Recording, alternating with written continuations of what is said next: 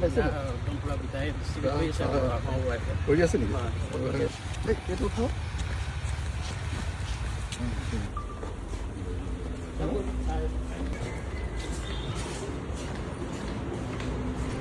মজা মজা মজা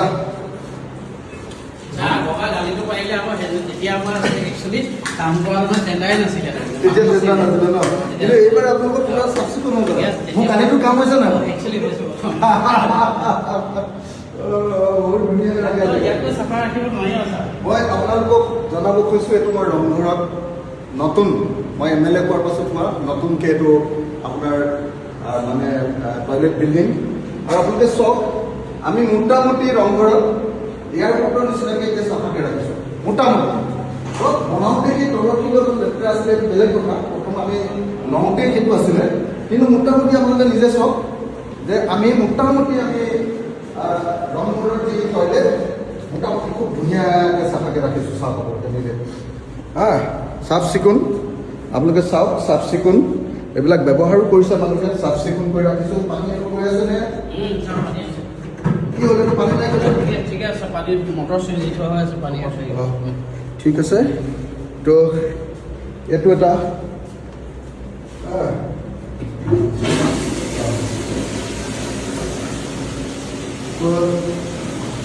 আপোনালোকক মই চব দেখুৱাই দিছোঁ যাতে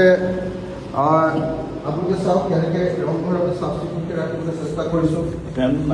বাহিৰৰ কামখিনি যেনেকৈ চাফ চিকুণকৈ ৰাখিবলৈ চেষ্টা কৰিছোঁ ঠিক তেনেকৈ ভিতৰৰখিনি এইটো হ'ল লেডিজ টয়লেট আপোনালোকে চাওক লেডিজ টয়লেট আমি ভালকৈ ৰাখিছোঁ নে নাই চাওক ৰংঘৰৰ যিটো এতিয়া মানে ASIৰ যিটো টীম সেই ASI টীমটোৱে ইয়াত লাগিবলৈ ধৰিলোঁ তেতিয়াৰ পৰা আমি দেখিলোঁ যে খুব ভালকৈ চাফ চিকুণকৈ ৰখা হ'ল এয়া আপোনালোকে চাওক লেডিজ টয়লেটো খুব ভালকৈ ৰাখি থৈছে চাফ চিকুণকৈ ৰাখিছে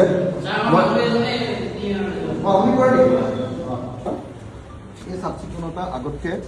আমি খুব ভালকৈ ৰাখিবলৈ চেষ্টা কৰিছোঁ আগতে ৰংঘৰত আপোনালোকে এই ঘাঁহনিখন চাওক আগতে ৰংঘৰত ইমান মানে আঁঠুলৈকে দীঘল দীঘল ঘাঁহ থাকে মই যেতিয়াৰ পৰা ৰংঘৰৰ দায়িত্বত আহিলোঁ মই যেতিয়াৰ পৰা ৰংঘৰ চাওক আপোনালোকে চাফাই কৰা মানুহে আনকি প্লাষ্টিকৰ সৰু সৰু টুকুৰাখিনি উঠাই আছে প্লাষ্টিকৰ সৰু সৰু টুকুৰাবিলাকো উঠাই আছে চাওক মই যেতিয়াৰ পৰা ইয়াতে শিৱসাগৰৰ বিধায়ক হ'লোঁ দাদা এই ডোখৰত এটা প্লাষ্টিক আছে সৰু অকণমান যেতিয়াৰ পৰা মই শিৱসাগৰৰ বিধায়ক হ'লোঁ তেতিয়াৰ পৰা মই কি কৰিছোঁ যে ৰংঘৰ তলাতল ঘৰ আৰু শিৱদৌল আৰু আমাৰ যিমানকেইটা আছে কীৰ্তিচিহ্ন এই আটাইকেইটা এফালৰ পৰা মই ঠিক ঠাক কৰাৰ কাৰণে যত্ন কৰিছোঁ চাফ চিকুণ কৰি ৰখাৰ কাৰণে যত্ন কৰিছোঁ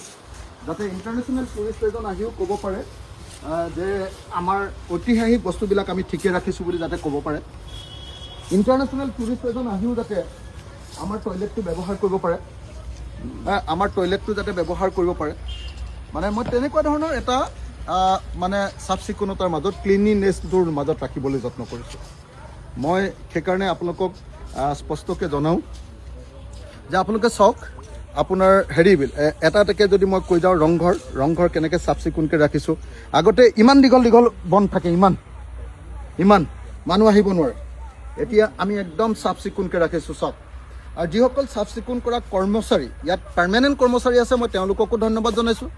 আৰু যিবিলাকক টীমক আমি হেৰি দিছোঁ দায়িত্ব দিছোঁ মানে কণ্ট্ৰেক্ট দিছোঁ তেওঁলোকেও যে ভাল কাম কৰিছে তাৰ কাৰণে মই ধন্যবাদ জ্ঞাপন কৰিছোঁ আপোনালোকে গোটেই ৰংঘৰটো চাওকচোন একফালৰ পৰা ক'ৰবাত যদি আপোনালোকে বননি পাই চাওক কি ধুনীয়া আমি গোটেই অঞ্চলটো ভালকৈ ৰাখিছোঁ আপোনালোকে নিজে চাওক এটা চুক আপোনালোকে চাব পাৰে এটা চুক কোন আপোনালোকে চাব পাৰে প্ৰত্যেকটো অঞ্চল আমি ভালে ৰাখিছোঁ 1 নম্বৰ 2 নম্বৰ কথাটো হ'ল যে আমি কি কৰিব খুজিছোঁ যে তলাতল ঘৰ তেনেকৈ ৰাখিছোঁ শিৱদৌল আমি তেনেকৈ ৰাখিছোঁ তাৰপাছত আপোনাৰ বিষ্ণুদৌল দেৱীদৌল আটাইবিলাক আমি তেনেকৈ ৰাখিছোঁ আৰু শিৱদৌলত যিমানবিলাক আপোনাৰ হেৰি আছিলে কি কয় আপোনাৰ এনক্ৰ'চমেণ্ট আছিলে সেই এনক্ৰ'চমেণ্টবিলাকো মই পূৰা আঁতৰাই দিছোঁ আৰু এতিয়া আনকি এইটো কৰিব খুজিছোঁ যে আমি শিৱসাগৰৰ আপোনাৰ এইটো কি বুলি কয় আমাৰ হেৰিটো কি কয় এইটো আমাৰ মই যে ৰুদ্ৰসিংহ পাৰ্কখন বনাইছোঁ এইটো কি বুলি কয় ঘনশ্যাম মন্দিৰ যিটো আছে ঘনশ্যাম মন্দিৰো খুব সুন্দৰকৈ চাফ চিকুণ কৰিছোঁ ঘনশ্যাম মন্দিৰৰ গোটেই ৱালবিলাক মাৰিলোঁ মাটিখিনি ট্ৰেঞ্চিং কৰালোঁ, খান্দি লৈ চাফা কৰালোঁ, তাৰপিছত আকৌ নতুনকৈ তাত হেৰি কৰালোঁ, কি কয় গছ গছনি ফুলনি তুলনি কৰালোঁ, একদম চাফ চিকুণকৈ। অন্ততঃ শিৱসাগৰৰ ঐতিহ্যপূৰ্ণ যিমানবিলাক সামগ্ৰী আছে এইবিলাকত কোনেও যাতে ক'ব নোৱাৰে যে তোমালোকে লেতেৰাকৈ ৰাখিছা। সেইটোৰ ব্যৱস্থা মই কৰি দিছোঁ। আৰু সেইকাৰণে মই নিজে আহি সদায় ইয়াত চাবলৈ আহোঁ যে ৰংঘৰ ঠিকে আছেনে নাই। মাজে মাজে এটা দুটা গালি দিওঁ, বেয়া নাপাব আপোনালোকে, কিন্তু ভালকৈ আমাৰ অসমীয়া জাতিৰ বস্তু হয়নে নহয়, আমি ভালকৈ ৰাখিবই লাগিব। তেখেতসকল ASI যিসকল কৰ্মচাৰী, সেই ASI কৰ্মচাৰীসকলে সদায়